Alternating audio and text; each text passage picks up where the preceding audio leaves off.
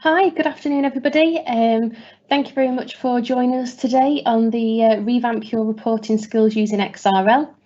If you haven't heard from myself before, I'm Rachel Gray. I'm the Technical Services Manager here at HBP. And as some of you may know, I've been here for around 11 years, also on the Pegasus Help Desk and XRL. So the plan for today is really to make sure everybody has a little bit of a refresh for the new year on XRL, making sure everybody has a bit of a chance to maybe create some new reports, use it for data investigations, or maybe even really actually revamp how we're browsing around the reports, exactly how we need to use them, and really probably hopefully making a few things easier to use. So what I'd like to ask is, obviously before we start, is I am going to go through the presentation. If we can, where possible, leave any questions to the end, but then we'll take some time to go through questions. You should all have a Q&A section on the webinar, so feel free if you wanted to type them as we go, and then I can have a look through them once we finish the presentation. So the plan for today is what I would like to go through is firstly the common reporting types and usages, because XRL can be quite complicated depending on how you start using the report. So what I want to do today is make sure everyone has a really easy process to start with and can start getting some general data out of the system. What we're then going to go on to is basic report creation using filters and calculations. So how do we drill down? How do we extract the specific parts of the data that we need? What I'm then going to do is have a look at menu selectors. So how can we make reports able to be used between multiple data sets? So it might be you've got multiple companies within Pegasus Opera 3. So if we're creating a report, what we don't want to do is continually duplicate that report. Let's create it so it can refresh with the live data of any of the companies that you have access to. And then the end plan will then be have a look at how we can format those reports, add in some little quirky macros, make it easier to navigate. And for those people that maybe don't have very much skill on XRL, it will allow them to recalculate the data, browse around and navigate much easier. So what I want to do is obviously start from the beginning in terms of let's create a brand new worksheet and start from the beginning. So when it comes to creating an XRL report, what are we first looking for? Well, as you all know, the Info Query and Analysis add-on will be the add-on for extracting your XRL data. And we've got a multitude of different options on the menu. Now, if you haven't come across these recently, there are many options on that menu, and I'm going to concentrate on the ones that you are going to use day to day for when we're looking at data and exported information. And they all exist in this area here called Cell. The four main options are reference link, summary report, and detailed report, which right now I'm sure you're thinking, what do they mean? And I will assure you we'll be able to get through that and show you exactly the best way to use those. So what I'm first going to do is I'm actually going to focus on a detailed report. So in the name, what a detailed report means is there's no filters, there's no summarising of information. It is going to export the exact detail you have asked for in the tables. So by clicking the detailed report option, you can see my XRL screen then becomes alive. And we now need to just start thinking about initially what company do we want to use, and then also the module and the tables that we want to use as well. Now, if anybody's been on one of my XRL demos previously, what I've always tried to say is when we're looking at Opera, the best thing to do in order to then decide which tables and which information we need to extract the data is to almost think of how you would get to that data and swap it around so it's back to front.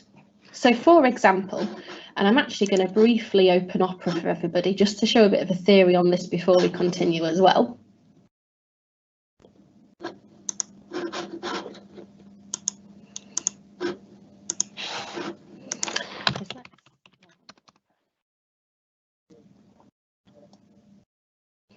So for example, in XRL, if we want to see transactional details for the sales ledger, what we would do in Opera is go into our financials module, onto the sales processing screen, and then into action, and on a specific customer, we might go view an account, then choose if we want to see all and outstanding, and then choose the transactions. Now, how that translates into XRL is as follows. So let's bring our detailed report back up, and we'll also bring our Excel spreadsheet back up as well.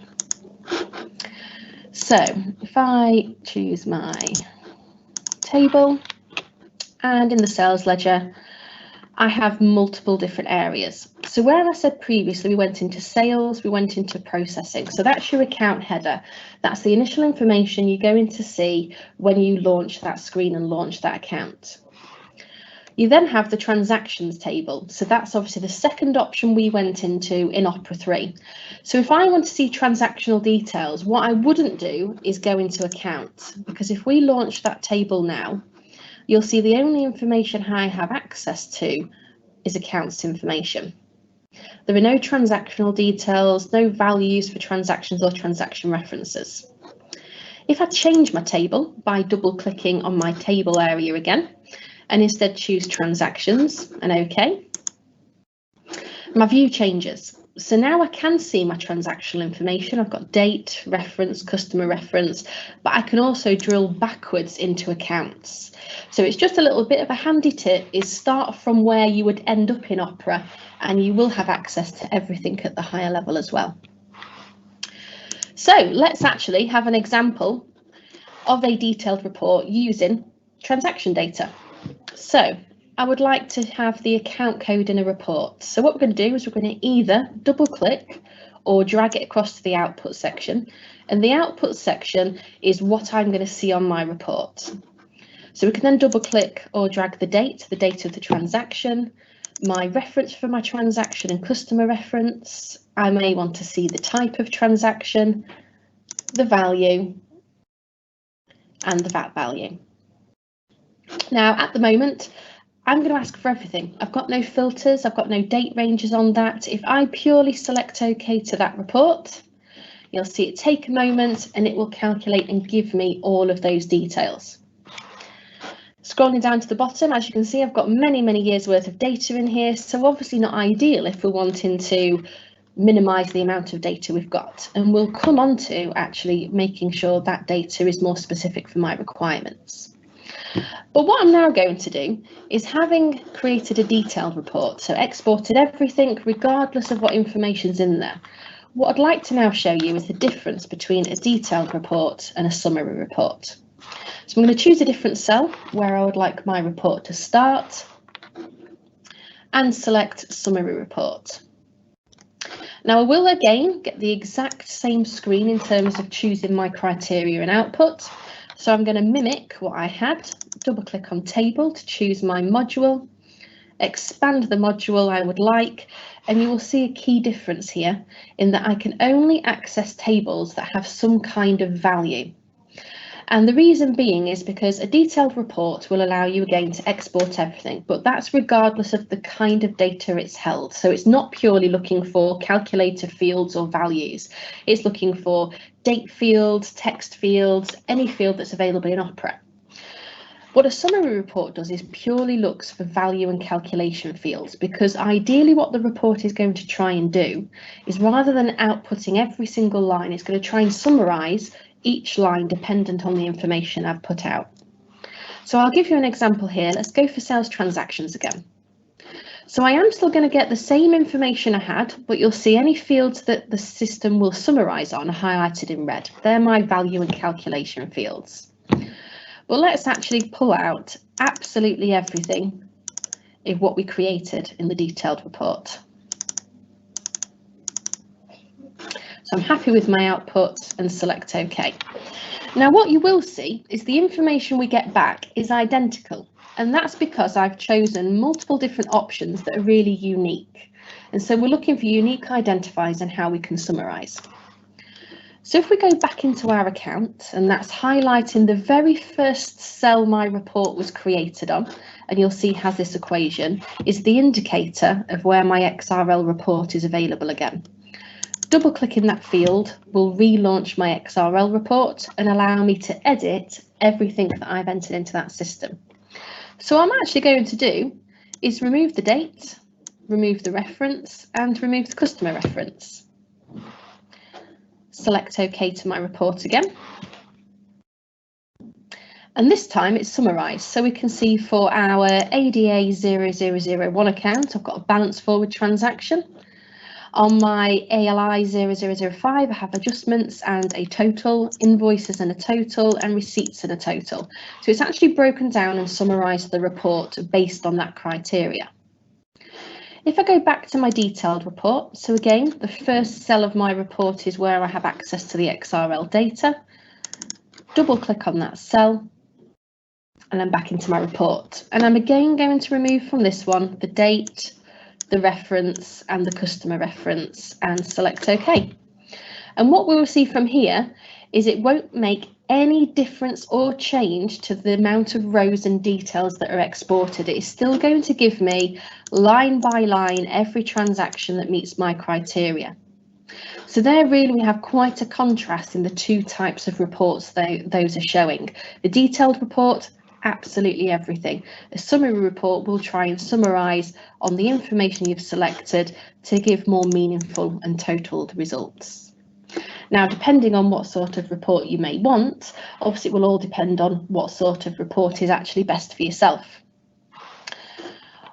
What I'm then going to do is show you an example of how the two types can actually interact when it comes to using the second two elements that we mentioned, which is summary link and reference link. So the difference between these is a detailed report and summary report will export a report format. We will have headings, we will have totals, we will have lines in between, and it will be in a reportable format. Where reference links and summary links come into play is that they will use the data that's already on the Excel spreadsheet in order to output results. And here's a really good example of that. So what I'm going to do first is I'm going to create a detailed report on my page. And again, I'm going to leave my company as Company Z. Under Table, I'm again going to pick on the sales ledger again. And this time I'm going to choose Accounts, because what I would like to output is every account and the description that I have in my system, and select OK. So for things, for example, contact lists, contact details, exporting just pure lists of data, detailed report is absolutely great. What I'm then going to do is, now I've got a list of all of my data, I'm going to say, OK, what specific information would I like to pull through that may exist in a completely different table? So using a summary link, which is a value link. So as we can see, it's got a little summary table. So what this summary link is going to look for is any table, very much like the summary report, that holds a value. So leaving our company ID the same, going into table and sales, and I actually would like to pull through my transaction table. And what I would like to say, let's say I want to see the balance, so pull through balance onto the output. But what do I want to actually then say that links to? Well, what I would like the system to do is I want to base my balance output, which is this cell here, on the account in that same row. So what we're going to do now is introduce the filter section. So this is where we start building the criteria and really get into grips with the information that we're exporting. So I'm going to take my account field and actually bring it up, drag and drop into the filter section. And we have a filter from and a filter to. Now I'm not going to enter any details in here. What I'm then going to do is, while my cursor is in the filter from section, I'm going to move onto the Excel sheet and highlight the first row of actual data I want to look at. And as you can see, it references the field and it tells me what information is in that field. If I then, in my filter to box, drop my cursor with a single click, it then says, OK, so the information you want to look at is in cell B5. Yes, it is. That's exactly what I want. So I'm going to say OK. So straight away, it's given me the balance of all of my transactions for that account. What I'm then going to do is, I would like that exact same report to be applicable to every row in this sheet. So if we hover over the bottom right-hand corner of my cell, and I can either left click and drag, or I can double left click in that corner, it will populate that same equation all the way down to the end of the report. Now, as you can see from this point, it's, well, that's all the same data. And what we now need to do is actually get the system to recalculate. So using the recalculate option at the top, I'm going to drop the option down. I'm going to say recalculate range. And so that's going to go through every single cell, as you see, and very quickly recalculate based on my information in this cell. So now I have really a very crude debtors report, because this is a total debt for all of my customers in the system. So that's where joining these reports begins to build really exactly what you need in the system. What we can then do is we can go a step further. So maybe I don't want a total debt forever. I want it broken down by month. So at the very top, what I'm going to start doing is actually building filters and building criteria.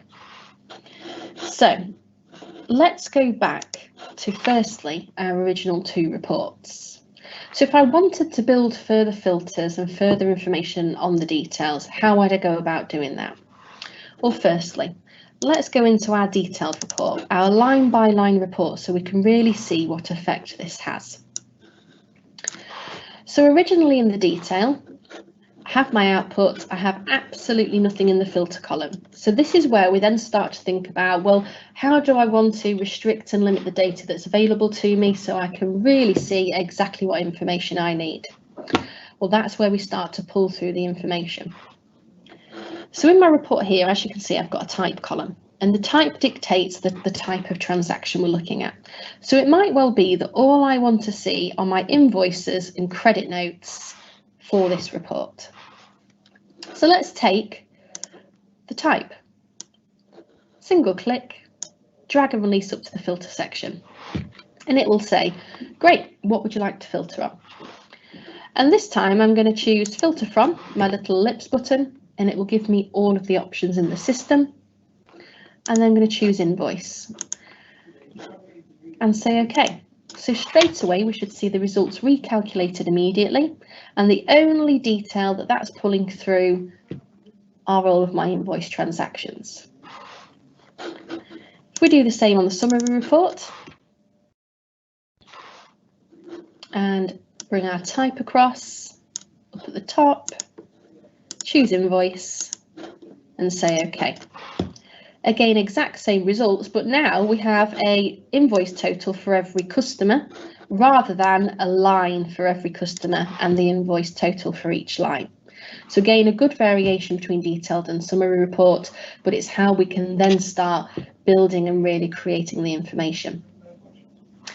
So what I'm going to do is I'm going to really build that and bring that all into one report. So creating our reports, using our summary link, and also using filters. So for that, I'm going to create another sheet.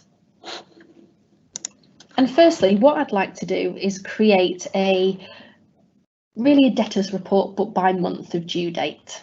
So firstly, what I'm going to do is, rather than creating a detailed report, I'm going to choose a summary report.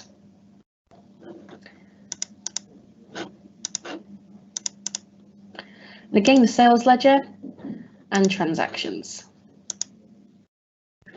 Now again, remember at the start, what we did say is that if we choose the transaction table, we can go back in and get into the accounts details.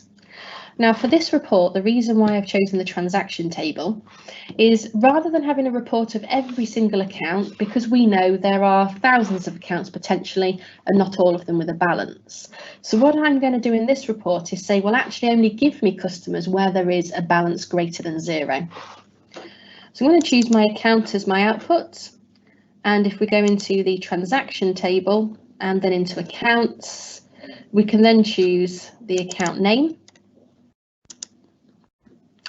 And then in balance, bring my balance up to the top, and using logical equations, use my greater than symbol and 0. Just so we can see how that looks, I'm actually going to include balance as well and select OK. So that gives me a report of every single customer who has a balance greater than 0. So then we can start to build on that using filters and using reference links. So if this is my total balance, what date range do I want to use and break down into month on month? So let's start from the 1st of the 1st, 2018. At the very top of my report, or in a place that is similar to the column output I would like, I'm going to put my first date, and in the column and the row below that, I'm going to put my end date. I'm going to do the same in the next.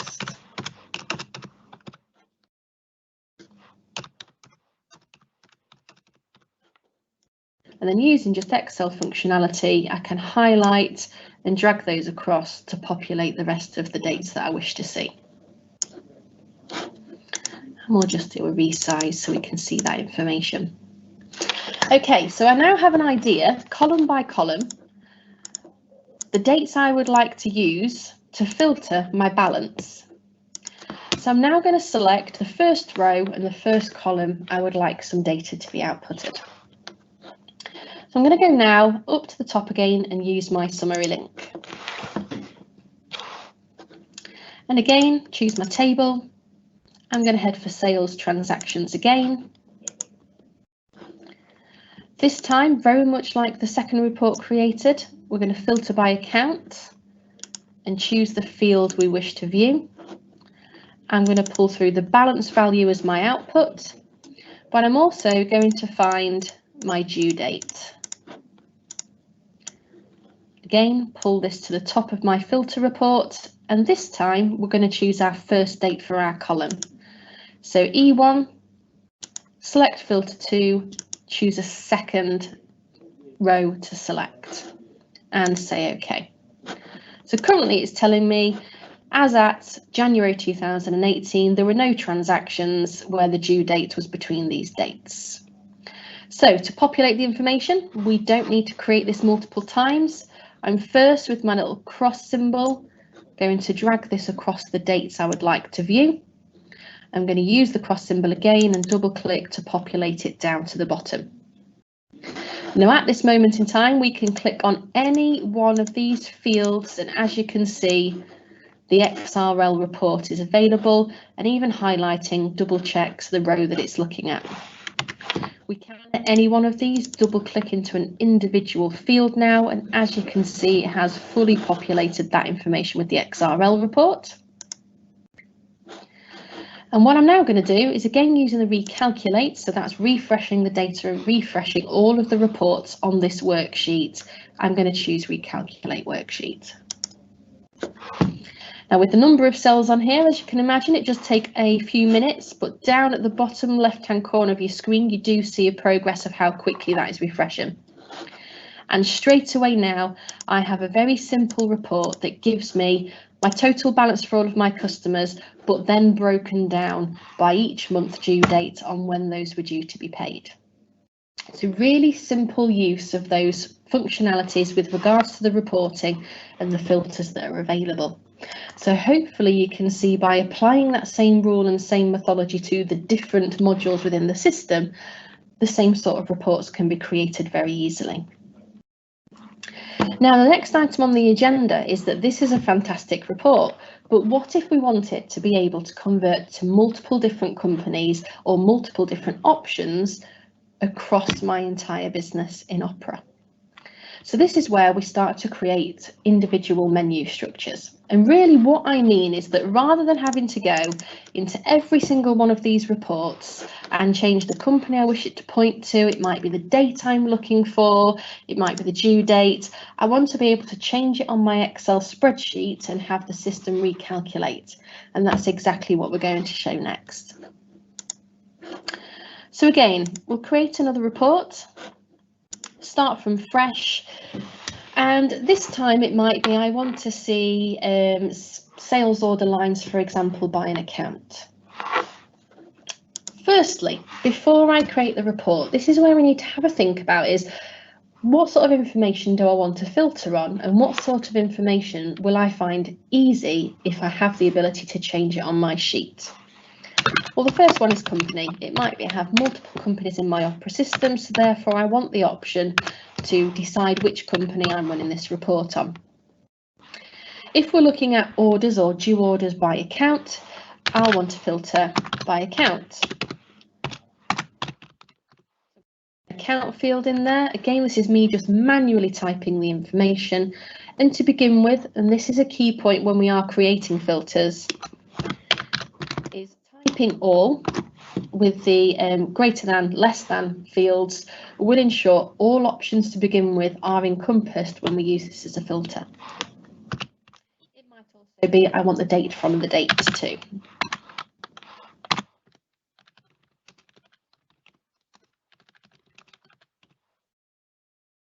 Let's say 2018 to 31st the 12th 2019. So really all we're doing at the moment is starting to build the initial report. So then I'm going to choose where I would like the report to start from, and again decide what sort of report is going to best fit this information. Well, because in this point what I would like to do is export the order lines that aren't yet invoiced. I would like a detailed report because I don't want to summarise, I want to see each individual line. So that's where we'll choose a detailed report. Now this time, even before we get to the output, is also where we can start using our menu. So for company ID, if I use the same method and choose the cell that actually reflects that information, you'll see it's set to C1 and company Z. It allows me to set that as an option. And I'm going to use table, and this time I'm going to use invoicing and SOP, and I'm actually going to have a look at transactions. So the information I would like to see, so we have a document reference number. We can also pull through under the I header, the account and the account name, stock reference, the description of the stock reference. We may want to see the analysis code that stock reference is posting to, the line quantity. We may want to see the item price, the value of the line, and the date. Now, that's actually a very in-order way of choosing the fields. We can, in this output section, change the order. So actually, I would quite like the account first and the name. So selecting the field and dragging it into a different order. I do want the document, the stock reference and the description. I would, however, just before after document date, would like the date. So we have the line quantity, item price, and line value. So then, using the menu we created earlier, I'm going to then start creating filters. So if I move my account up to my filter, as you can see, I could choose it as a static option in this report, but I'm instead going to choose to select a certain field. And again for the date, pull that across, date from, and then because I have multiple fields for this to look at, I'm then going to tab in and choose date too. Now, because I then want to see everything that's still at the order stage, what I'm also going to do is under my header information, so that's the first page of an order and the transactions is the second detail page, I want to pull through the status of this order. So I might actually want the sales order itself, and I would like to see that again just before document. And I also want to find the status. So the status is if O for order, D for delivered, I for invoiced. Now, when you're looking through these fields, just remember that there's absolutely nothing that you can break in Opera data when you're pulling through this information. So pull as many fields through as you want. You can always come back in and simply remove them by dragging them out of this section. So I'm looking for status. There it is at the quite a little bit far down. So we can double click status and add that in. And again, I would like to have my status and say, okay, I want it to be orders only. So now, just to recap on the report, so I'm looking at a company ID dictated by the Excel spreadsheet. I'm looking at an account, currently all of them, but can be dictated by the Excel spreadsheet. I'm looking between certain dates, and I'm looking for the status. Now, there's one thing I have done on here is that technically this is the wrong date, and what I want to show you is how to create the date as it stands and then pull through a different date and really not affect how the report's running at all. So let's say OK to that report. Again, it should take around a couple of seconds to refresh, And straight away, what we there have is all of my accounts with the current orders on the system, and the status is order. So they haven't gone to delivery and they haven't gone to invoice. Absolutely fantastic. So now we can start looking at the details and go, do I need everything on that report? Do I want to format anything or change any options? Well, really, I don't need the status column. Is that messing up my report slightly? It could be analysis code isn't needed, or we could even need extra information. So to go back in again, the first field of the report, double click, reopens the report as it is, and we can simply add or remove certain columns and fields that we've added. Bearing in mind we used status at the top, the filter sections do not need to be an output option, so you can filter on as many different variables as you wish, and it might be you're only actually outputting 2 fields and 2 sets of data. So we'll say OK to that again. And there it's refreshed.